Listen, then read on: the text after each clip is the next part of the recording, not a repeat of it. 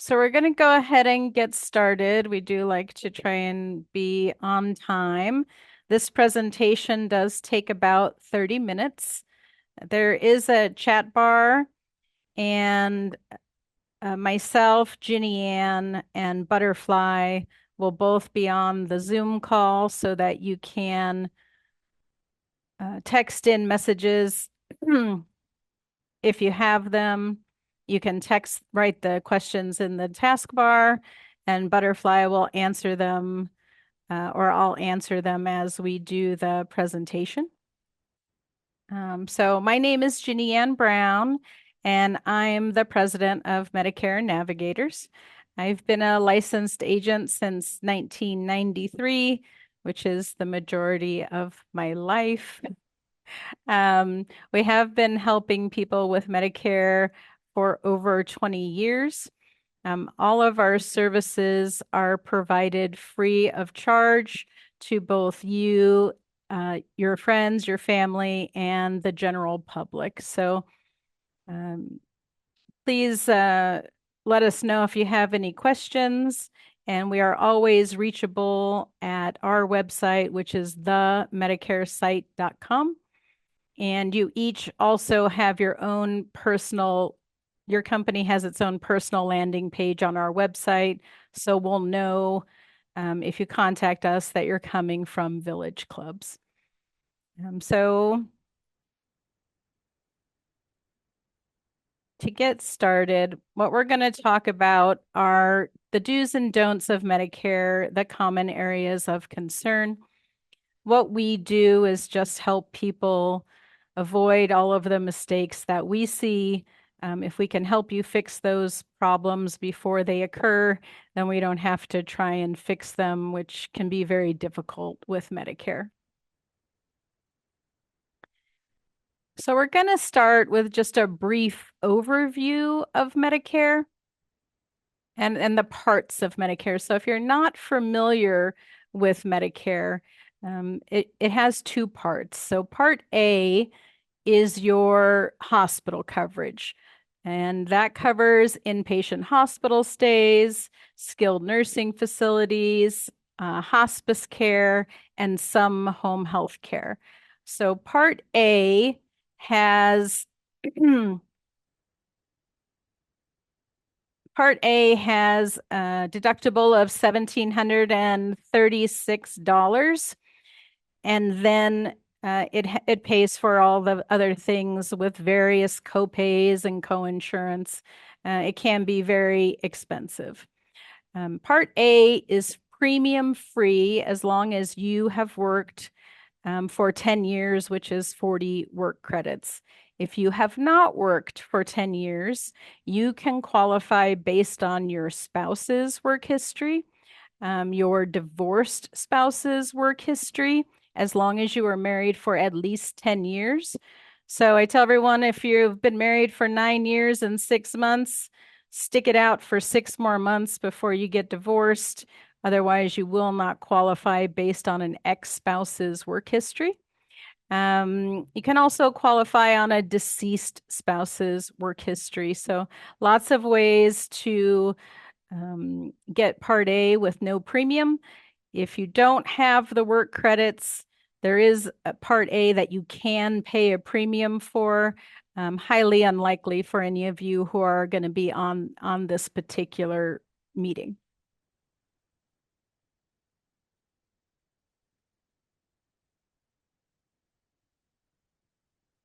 Do it. My screen's a little slow. Sorry about that. Moving on.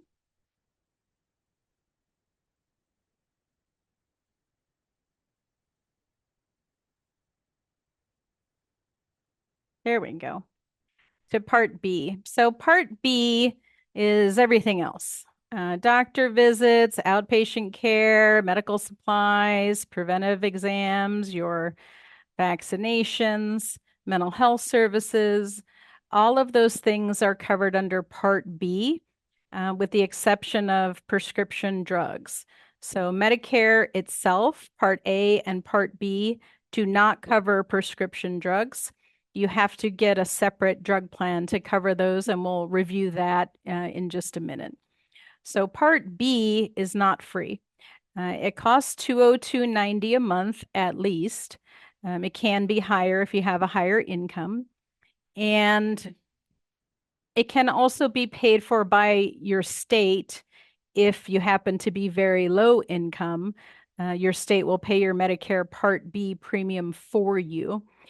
Part B has a $283 deductible.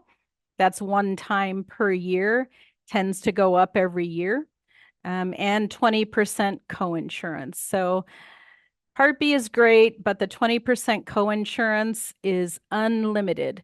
So that's a problem because there's no cap to your out-of-pocket costs. And we'll review how we deal with that a little bit later. Then you have Part D. Part D is prescription drug coverage. As I mentioned, original Medicare does not pay for prescription drugs. You do have to get a plan with a private insurance company. It is required that you have a Part D drug plan or other credible coverage as soon as you become eligible for Medicare at age 65.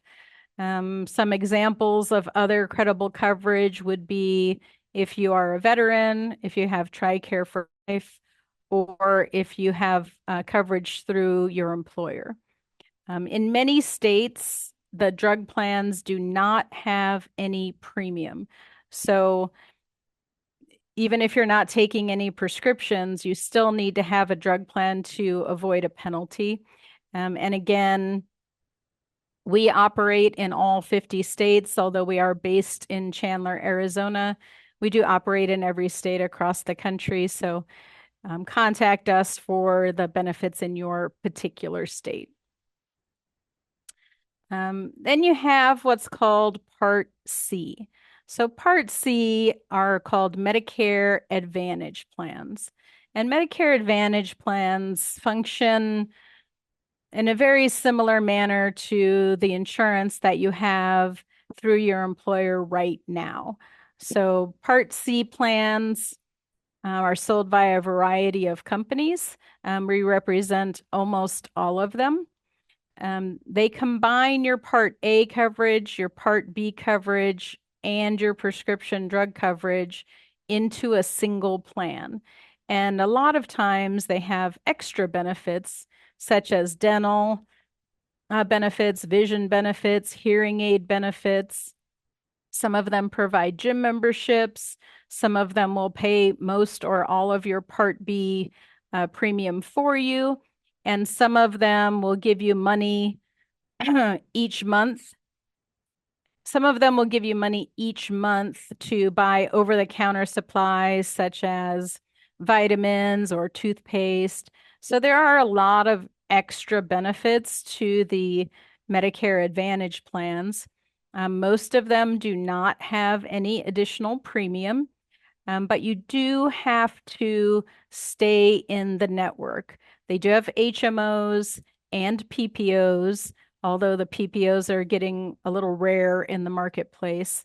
But if you join that Medicare Advantage plan, you do have to stay in their network to have your services covered.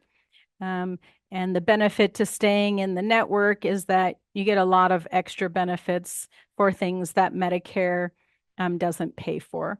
So those are always a good choice if it fits your lifestyle and your parameters. If you or anyone you know is a veteran or has TRICARE for life, they do have specialized Medicare Advantage plans, very specifically designed for veterans.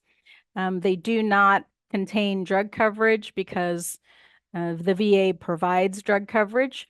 And those plans are typically added as an extra plan for people with VA or TRICARE for life benefits so that they can get part of their Part B paid for, or maybe some extra dental or vision coverage, or to see providers outside of the VA network if the VA is not convenient for the client.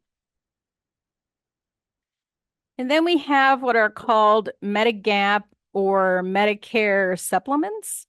So Medigap and Medicare supplement means exactly the same thing.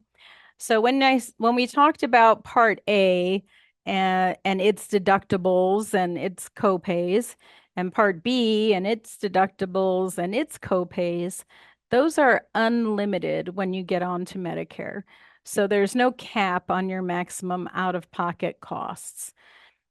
So you do have the option to buy what's called a Medicare supplement plan. Um, and what that does is it fills the gaps. So if you have, for example, Medicare Part A, Medicare Part B, and a Medicare Supplement Plan G, like me, my name is G, then your total out-of-pocket cost for medical expenses would would be only the $283 Part B deductible for this year. So you join Medicare Part A, Medicare Part B, and a Medicare supplement. You go to the doctor the first time and pay your $283. If after that time you have a car accident, a heart attack, and a kidney transplant, the maximum you pay out of your pocket on that Plan G is $283 for the year. So Medicare supplements are fantastic for sick people. You pay your premium every month. They do have a premium. And right now, for a new person, probably looking at another extra $160 a month, depending on your state. And then $283 is all you're going to pay out of your pocket. So that's always going to be better than any kind of employer plan on the market. If you can't afford a Medicare supplement in addition to your Part B premium, and you need the freedom to go to any doctor, any facility that accepts Medicare anywhere in the country, then the Medicare supplement is the plan for you. We also help people enroll in Medicare supplements from many, many companies. Um, Next, we're going to talk about enrollment timeline mistakes. So everyone thinks when they turn 65, they have to join Medicare. That is not true. So that's one of the biggest mistakes that we see. But if you are turning 65, that is called your ICEP. And the ICEP is your initial coverage enrollment period. It starts 3 months before your birthday. It includes the month of your birthday and 3 months after your birthday. And if you want to get on Medicare at age 65, you do have to enroll during that time period. Then you have the Part B special enrollment period. So if you are continuing to work after the age of 65, then you do not need to enroll in Medicare. As long as you're covered under current active employment from yourself or your spouse, and you work for a company that has more than 20 employees, you do not need to enroll in Medicare. You do not need to pay for your Part B. Once you leave your active employer coverage, you do have 8 months to join Part B with no penalty. So if you are continuing to work, please call us before you enroll in Part A or Part B so that we can advise you correctly on when or if you even need to do that. The next one is the Medigap open enrollment period. So as I mentioned, Medicare supplements are extremely popular. You can go to any doctor. You just have that one $283 deductible, and then you have no copays, no coinsurance, no nothing. But you only have the option to enroll in a Medicare supplement from the first 6 months that your Part B is active. And that starts if you got your Part B when you were 65 70, 75. It doesn't matter what age you get your Part B, it matters when you got your Part B. So the first 6 months after you get that Part B, you can choose any Medicare supplement that is available in your state, and there will be no underwriting questions. So if you are, again, if you have a lot of medical issues and there's no way that you're going to make it through underwriting, you really want to make sure that you buy that Medicare supplement within those first 6 months after turning 65 or 6 months after getting your Part B, whichever is later. Um, then you also have what are called special enrollment periods. So special enrollment periods typically occur when you move or when you leave your employer plan, when you gain or lose Medicaid coverage, or my favorite, when you get out of jail. So all of these things typically give you 63 days to make a change. And if you mess up any of these windows, you miss them, you do them too early, you do them too late. Medicare does not forgive anything. They're very difficult to work with. They have a lot of rules. The rules change constantly, and we have to retrain on Medicare. Every agent on my team has to retrain on every aspect every single year. So what you knew 2 years ago is not true today.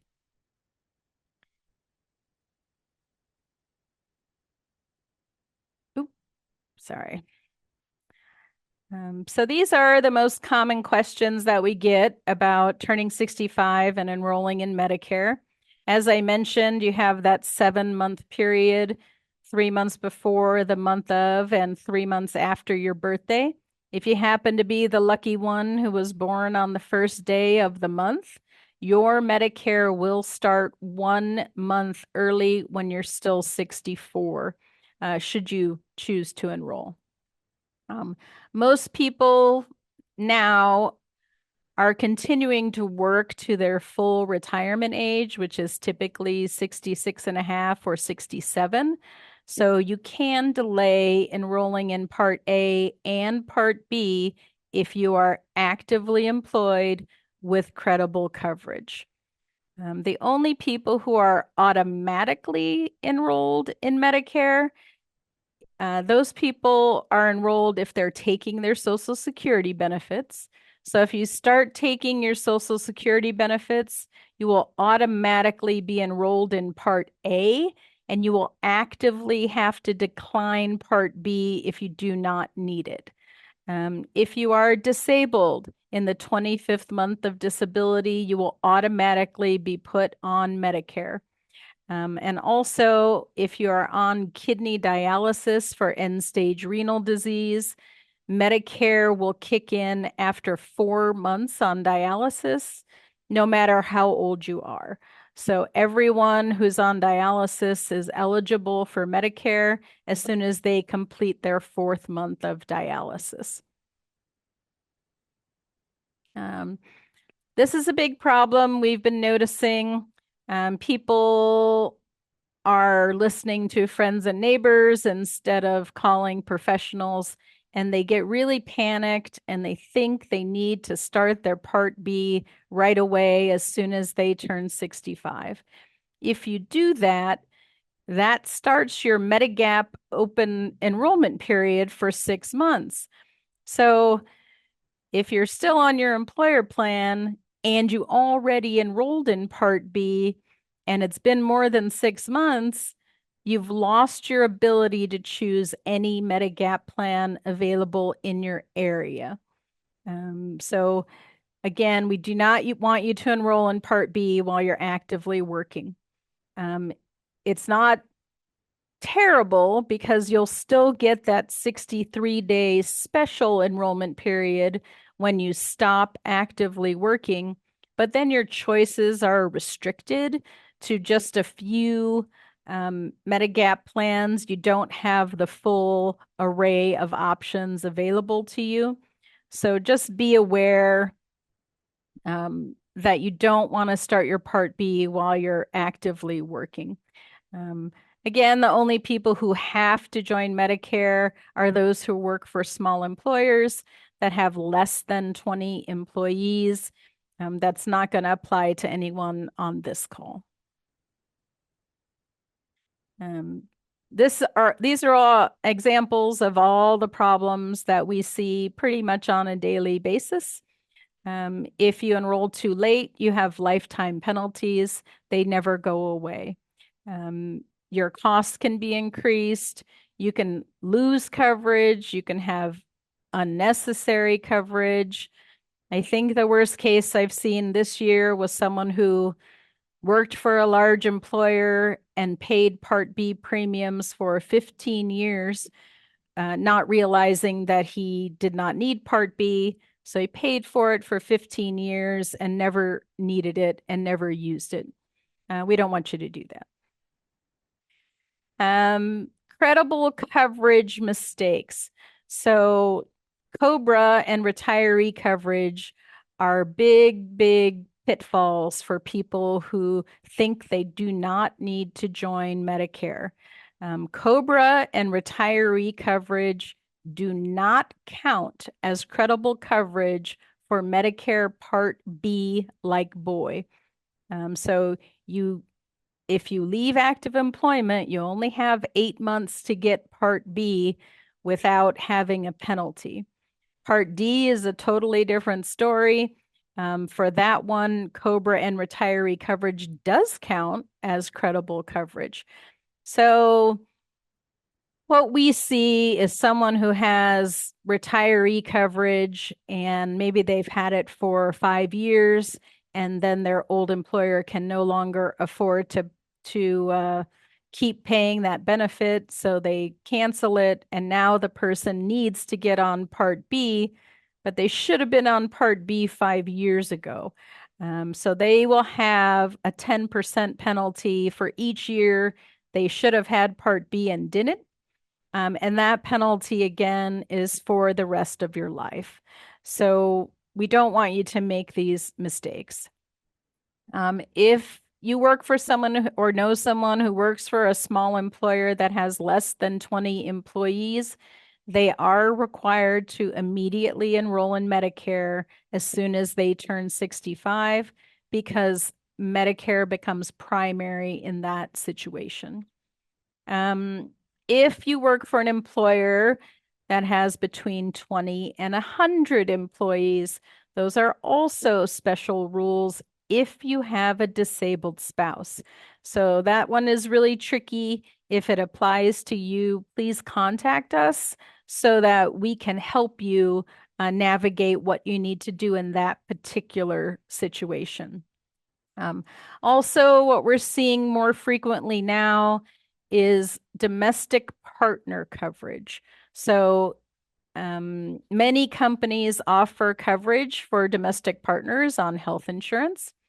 If your domestic partner is older than you and they are on your plan, your coverage does not count for credible coverage for a domestic partner. The federal government does not recognize domestic partners. And because this benefit is tied to Social Security, domestic partner coverage does not count. So be very aware of that, especially if you have a domestic partner who is older than you. They cannot rely on your coverage to be credible once they turn 65. Um, there's another problem that we are seeing more frequently now as well. Um, if you join Medicare, it limits the amount of time your spouse can be on COBRA coverage. So typically, a spouse has 18 months on COBRA before they have to get off. But if your spouse is 3 years younger than you and you mess up the timing on enrolling in Medicare, instead of getting the 36 months they would need, possibly on COBRA, they will be limited to 18 months. So again, we do not want you to enroll in Part A before you speak to us because i- again, it just depends. Every situation is very individualized. Um, so please call us before you're thinking of retiring so that we can guide you on the proper steps to take, not only to keep yourself covered, but also to keep your spouse covered as well. And then we're going to talk about some other common concerns that we see. One is called the income related monthly adjustment amount, also called IRMA. So, IRMA and how that works with HSAs or health savings accounts. These are problems that we see a lot in our day-to-day practice. So, this is IRMA. So Medicare Part B typically costs $202.90 a month. If your income is below the 109 as a single person or $218 as a married couple. So what happens is when you go to join Medicare Part B, Medicare contacts the IRS. They check your modified adjusted gross income from 2 years prior, and they base your Part B and your Part D premiums on your income from 2 years prior. So keep that in mind if you're thinking of selling a house or taking a large distribution. You can appeal these IRMA amounts when you retire or have a change in income, but only for very specific reasons. So keep this in mind that they're going to be looking back 2 years on your income. And if you are in a very high income group, you will be paying more for both your Part B and your Part D drug coverage. And we have health savings accounts. So, health savings accounts are the greatest investment there is. You put in the money pre tax, it grows tax free. And when you pull it out, there is no tax on the withdrawals as long as you use them for qualified medical expenses. So, you cannot have Part A and have a health savings account. So if you don't need Part A, keep contributing to that health savings account. It's a great saving mechanism for future medical expenses. Um, what happens is when you join Part A, again, you can't have a health savings account. That money is going to start becoming taxable if you keep contributing past your Part A enrollment date. But the thing that messes people up is if, say, you're 67, now you're getting ready to retire. So you go ahead and join Part A, and you've been fully funding your HSA for the whole year.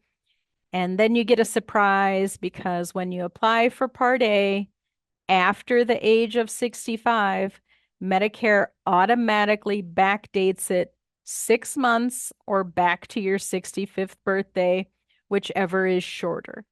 So there's nothing you can do to make Medicare not backdate that Part A. So not only do you have to stop contributing to your HSA when you get Part A, you actually have to stop contributing 6 months prior to getting Part A. So again, if you're in this situation, please call us before you do anything so that we can give you the proper advice for your particular situation. Once you have money in your HSA, you can use it to pay for your Part B premiums, your Part D premiums, any copays or coinsurance that you have, but you cannot use it to pay for a Medicare supplement or Medigap plan. It's just a rule that they have, so just be aware of it. Um, for your decision-making process, should I stay on my employer plan or should I go on Medicare? Again, highly individualized. If you have a younger spouse or children on your plan at work, then you probably need to stay on the work plan. If you have an older spouse or you don't have anybody else on your plan, then Medicare is typically the better option. Um, but if you do not have a health savings account, then there really is no harm in joining Part A. Again, if your spouse isn't more than 18 months younger than you, there's all these little idiosyncrasies in the rules for Medicare. So if you join Part A, and you still have your employer plan, Part A actually works as a second payer to your employer plan, which would only be for things like inpatient hospital stays, skilled nursing facilities, hospice care, and some home health care. And the way that Medicare coordinates Part A with your employer benefits, that's a 3-page blog that is a little too in-depth for this presentation. But if you're interested, you can use this QR code on the screen, or you can visit our site, themedicaresite.com, and read through how Part A coordinates with your employer coverage. Again, you do not want to join Part A if you have an HSA or if you have a spouse who's more than 18 months younger than you that might need COBRA coverage. Prescription drug costs. So this is a very big issue and it has been changing rapidly over the last 5 years. So originally, prescription drug costs on Medicare were unlimited. There was no maximum out-of-pocket cost for drugs, and this was very difficult for people because they couldn't afford their prescriptions.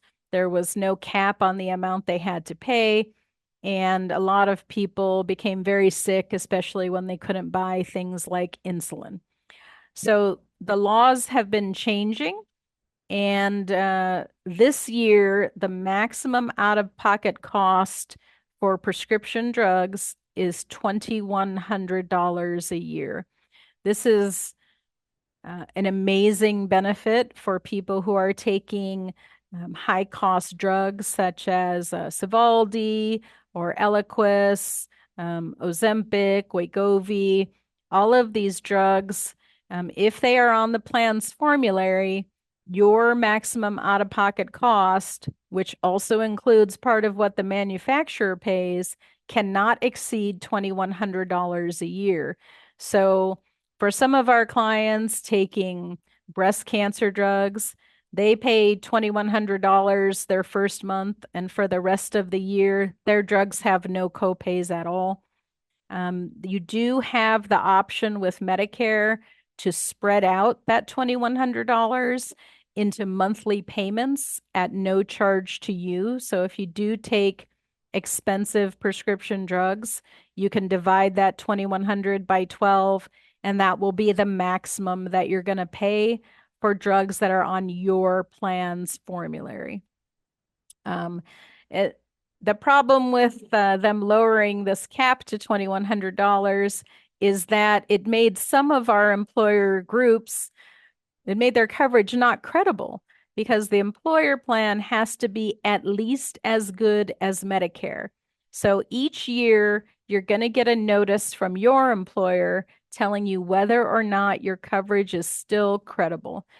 If you do get a letter in October and you're 65 or older, then you do immediately have to get a drug plan within 63 days, or you will have a lifetime penalty.